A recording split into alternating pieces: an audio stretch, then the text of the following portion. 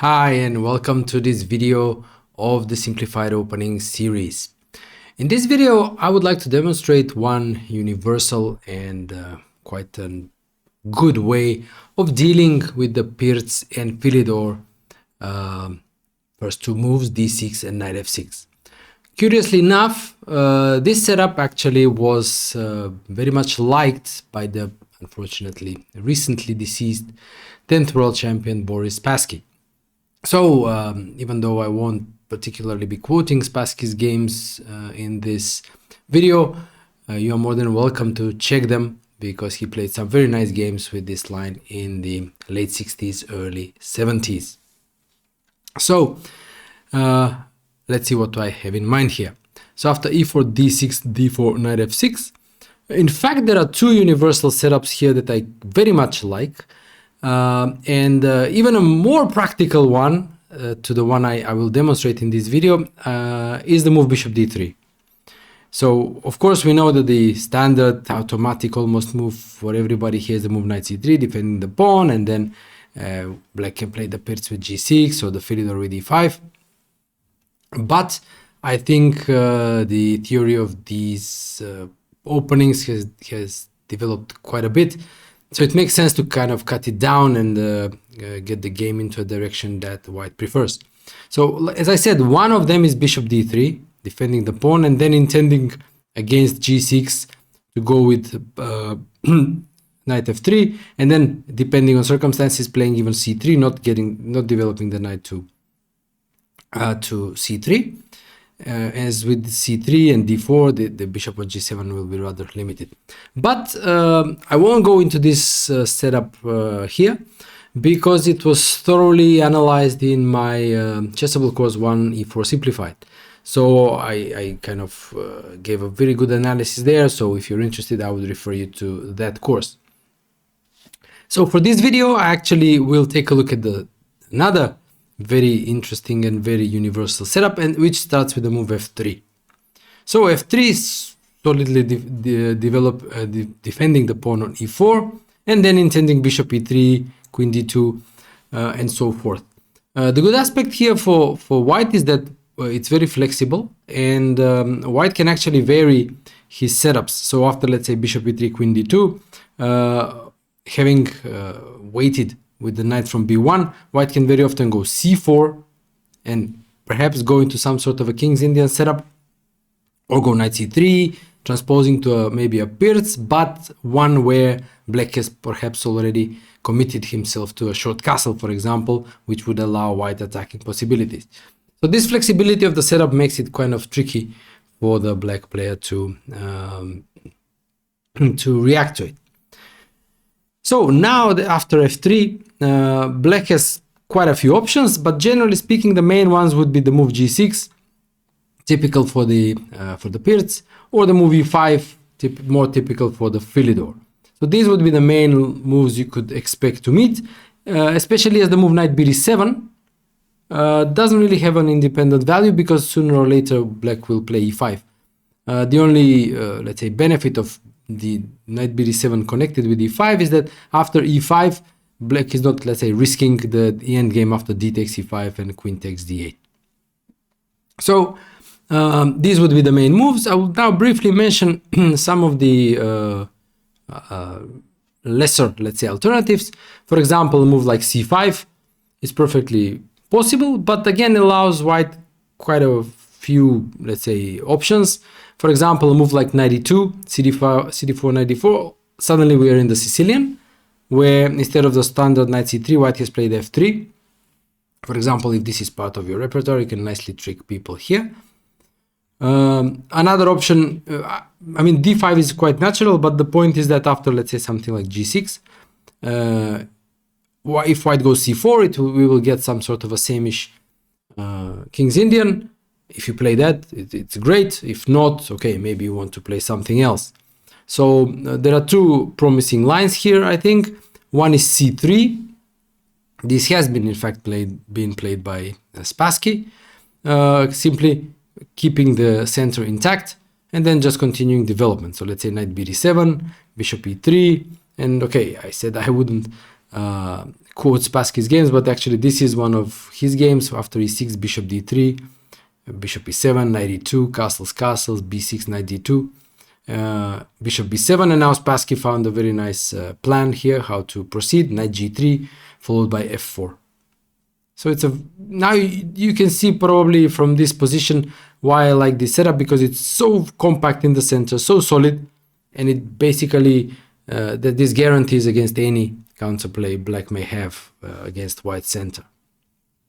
So c3 is one idea, like I said. Okay, black can play in different ways here. Let's say if knight c6, then allowing d5, and if knight e5, now f4. So it's kind of becoming risky for black to play like this. Or let's say e6 now. Let's say bishop e3, queen b6, queen d2, defending the pawn on b2. Yeah, knight c6. And now, okay, both up. You can take on c5, you can go knight h3. Again, the point being that this center is very well protected, and white can develop the pieces behind it. So c3 is one option. And another one is to take on c5. Now dc5, queen d8, the endgame is quite pleasant for white, who can continue with d5, kicking away this knight from f6, continuing with f4, knight f3, and so forth. So black usually gives the check on a5, knight c3, and queen c5. But here, the kind of a problem for black in this line is the exposed position of the queen on c5. So queen d3 is actually quite a good plan, intending bishop e3 and long castle. So we will get some sort of a Sicilian-ish position, but one way white is kind of ahead in development. So let's say a6, bishop e3, attacking the queen, queen a5, and now both moves are possible, long castle or knight g2, both ways. I mean, in both lines, white gets this really standard Sicilian attack. Let's say knight g2, knight b7, knight d4, e6, g4. So we're getting some sort of an English attack kind of position. Yeah. After long castle, h4, g5, and so on. It's kind of pretty standard, and most likely this won't be a good transformation for black, who started the game as a, let's say, a Pirc or Philidor player, but ends up in a kind of English attack Sicilian. So these are two interesting ideas against c5. The move d5, probably a bit unexpected, but now, for example, both knight c3 and e5 are possible, but the simplest is probably just to go e5, knight d7, and now f4. And it may appear it's some sort of like a French, but it's a good French for white, because normally to establish this kind of center, that happens, for example, in the classical variation in the Steinitz line, after e4, e6, d4, d5, knight c3, knight f6, e5, knight d7, and f4. So the knight is on c3. Or in the Tarrasch variation, where the knight is on d2, and then the same thing, yeah, e5, and so on. But here the knight is on b1. And this means that white can concentrate quickly on development of the king side. For example, let's say e6, knight f3, c5, c3. So the knight is not getting in the way neither on c3 nor on d2. So the d4 pawn is well protected. Black cannot create any quick counterplay against it with knight c6 and queen b6. And after knight c6, bishop e2, white will castle first, and then we will seek out to continue with the development. So kind of an advantageous version of the French, I would say. But as I said, I mean, if you don't like these types of positions, knight c3 is interesting, e5 also interesting, continued with c4, some sort of a kind of a strange Alekhine defense. I mean, these are good alternatives, yeah. So now let's switch to the main moves. Let's start with g6, the Pirc, bishop e3. You can go c4 and play King's Indian if you like. That's part of your repertoire. But let's assume you don't, and then we go bishop e3. And now black can choose two different plans. One is to go bishop g7 and short castle for a quick short castle, and the other one is to postpone castling and start, let's say, with a move like c6. But here again, queen d2 is the move to make, and being flexible with the knight on b1. And the immediate point is, for example, that b5, which is standard Pirc play with the knight on c3, here it backfires because a4 immediately targets that pawn on b5, and b4 is not possible because white will simply collect it. That would be, let's say, the reaction with the knight on c3, but here with the knight on b1, it doesn't really work. So let's say knight bd7, and now again, choice for white. It's possible to go a4, yeah, to stop any b5 ideas, and then go knight c3, for example, switching to some sort of Pirc play, but one where black is kind of sort of devoid of counterplay, because bishop g7, knight c3, and now what does black do? Yeah, if e5, then d5. Yeah, again, a4 comes in handy, so there are no b5 ideas anymore or anyway. And now already, I mean, white can maybe even take, and that the pawn on d6 is exposed, and if cd5, knight d5, or e5, it's again a kind of a good transformation for for white. And if, sure, let's say castles, then bishop h6. So again, we get some Pirc vibes, but quite good ones for white here. So that's a4, but you can even have another transformation that comes with the move c4. Yeah, and the point is again that it's not quite the King's Indian, or not just yet, because the knight is on b1, it's not on c3. I mean, the structure, it is a King's Indian structure, but again, there are some peculiarities here. Let's say a6, intending some sort of b5 ideas, and now knight h3. So taking advantage of the fact that the knight is on b7, on d7, and bishop h3 is not an option.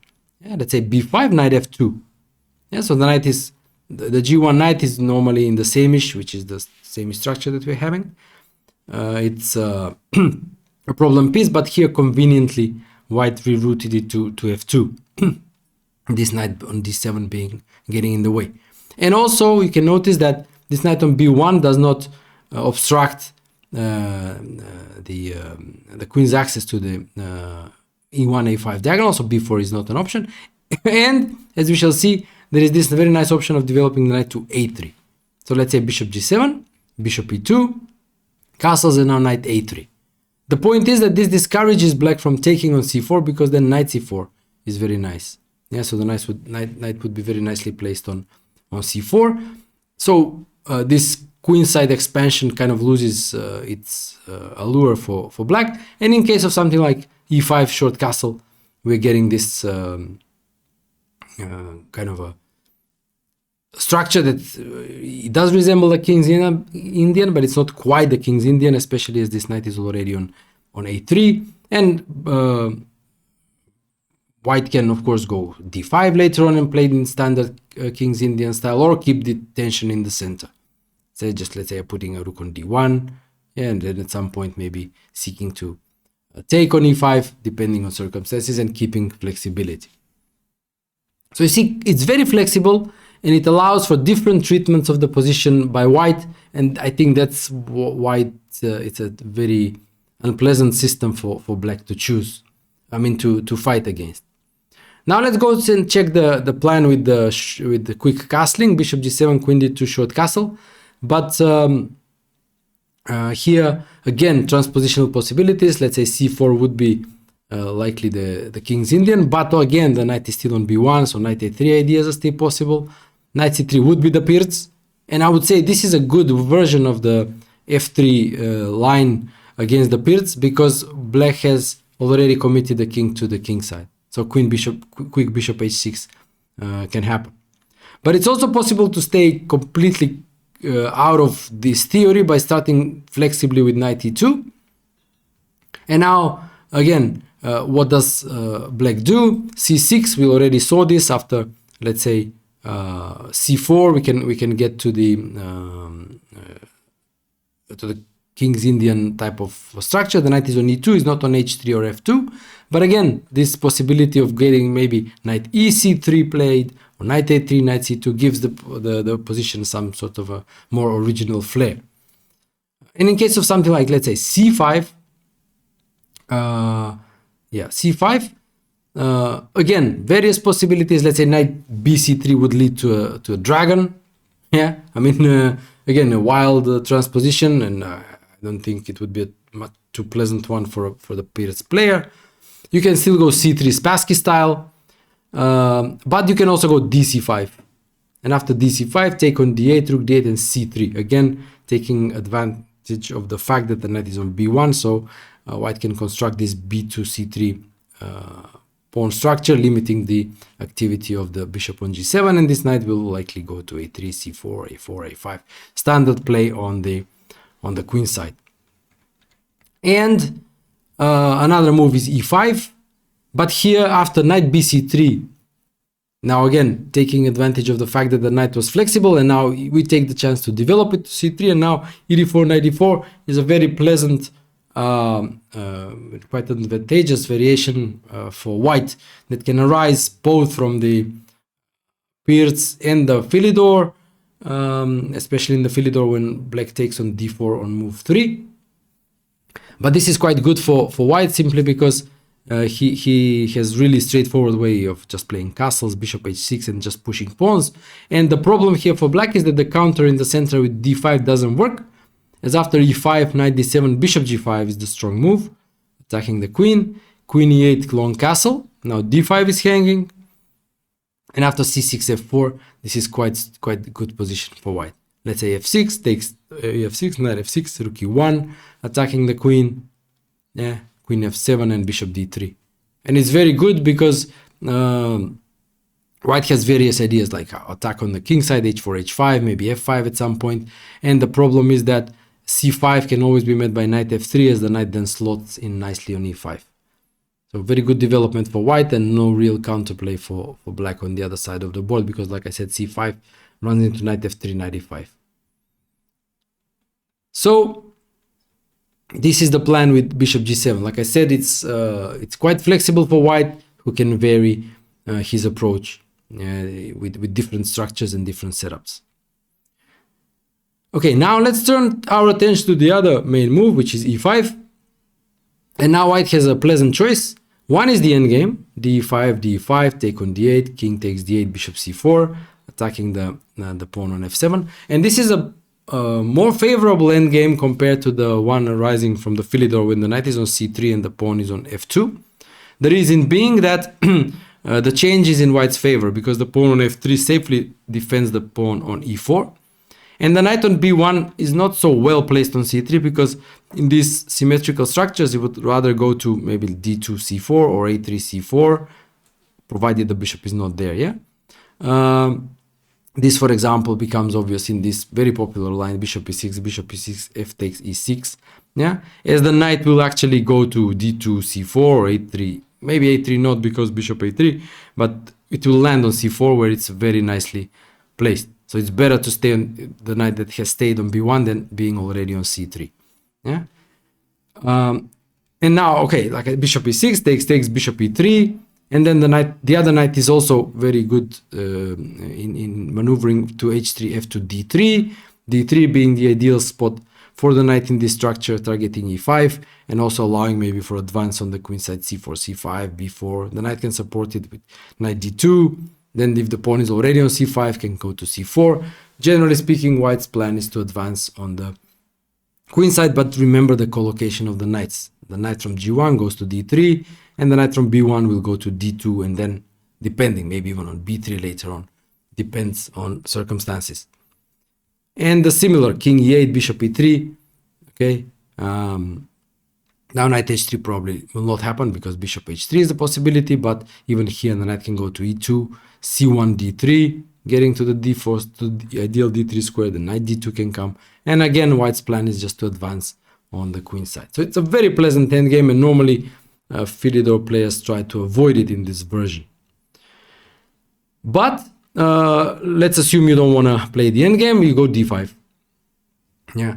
And now we will examine two plans. One is when black goes bishop e7, castles, and then tries to exchange these bishops by means of bishop g5. And the other plan is if black doesn't do that, but rather tries to challenge white's center with c6. So let's start with c6. Yeah, c4.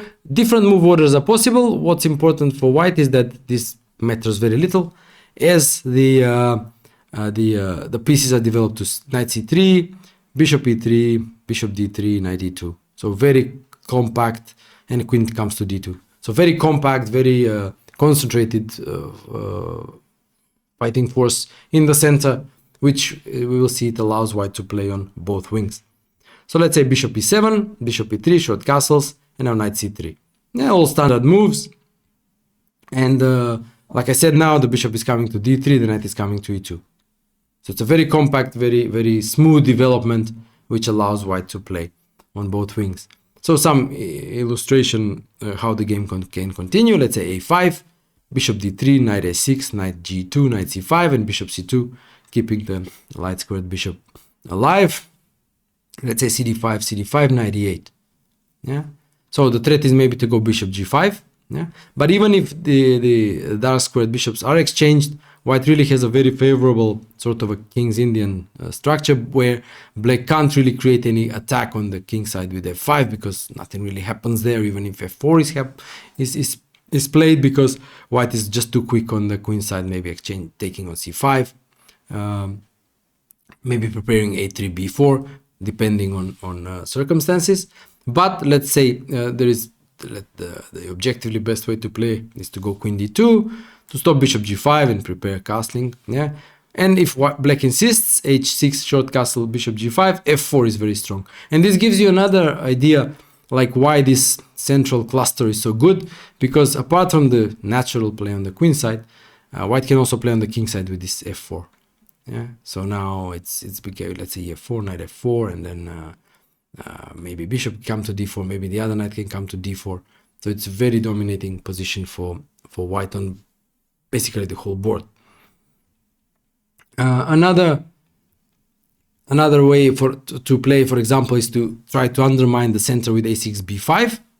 So let's say a6, bishop d3, b5, knight g2, bishop b7. And now just the simplest way to deal with this is to go b3.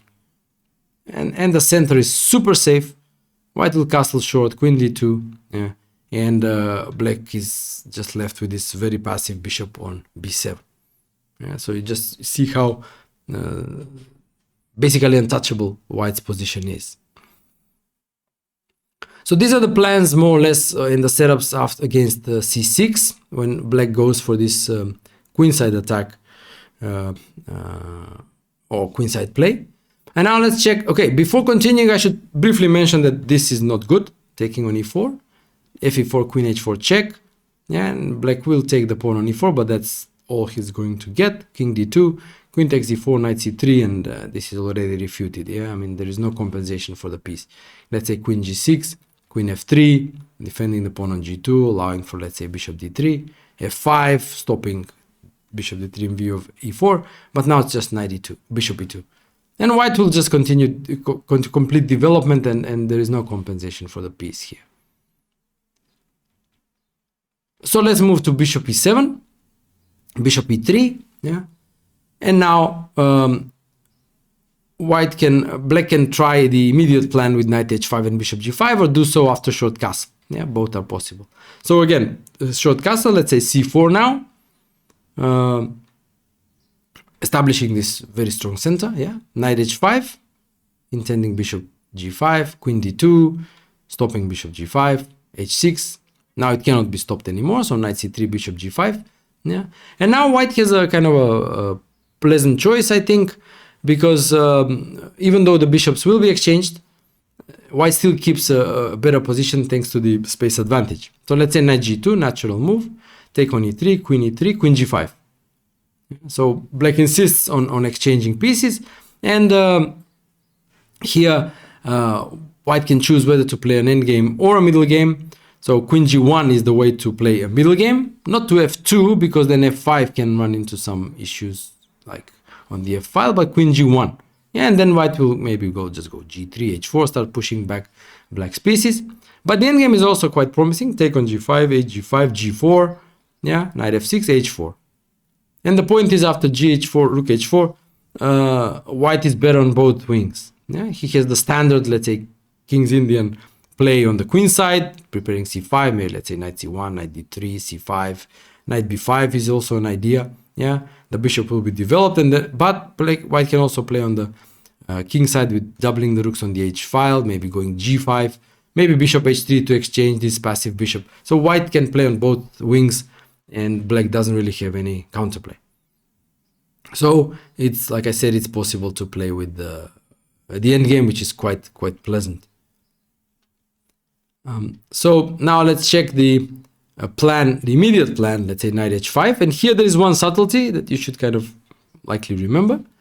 Queen d2, h6, yes, going for bishop g5, knight g2, bishop g5, yeah, so far so good. And now the good point is that knight c3 is a good moment. It's possible still to go c4 and transpose, but I think this is kind of pretty good because it speeds up development.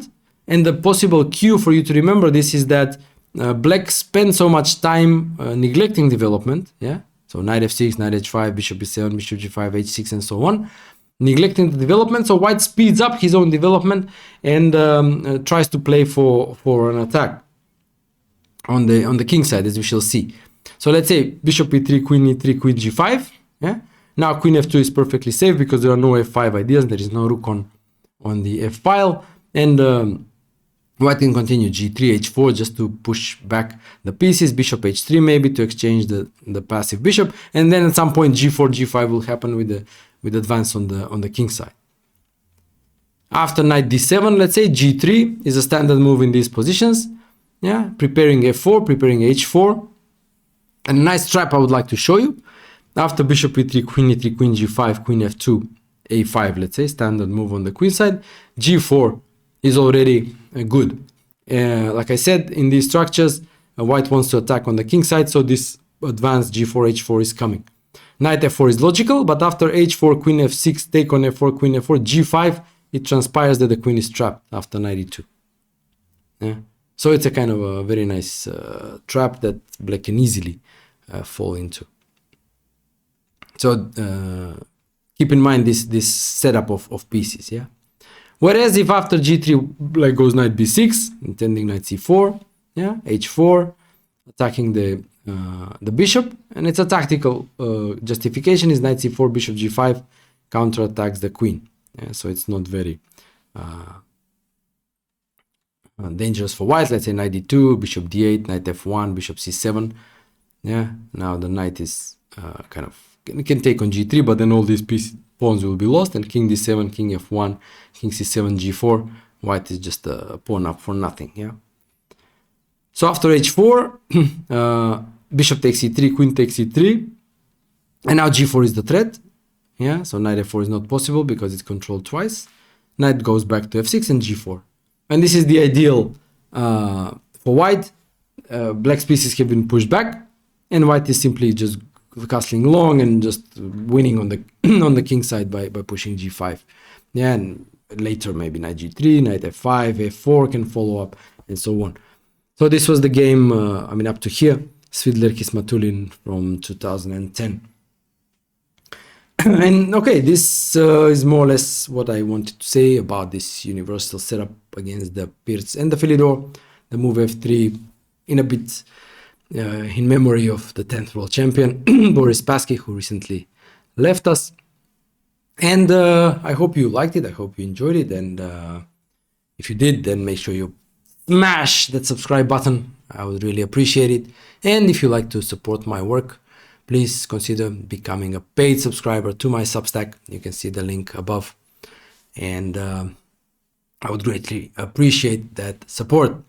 So thanks for watching this video, and I'll see you soon in the next one. Cheers.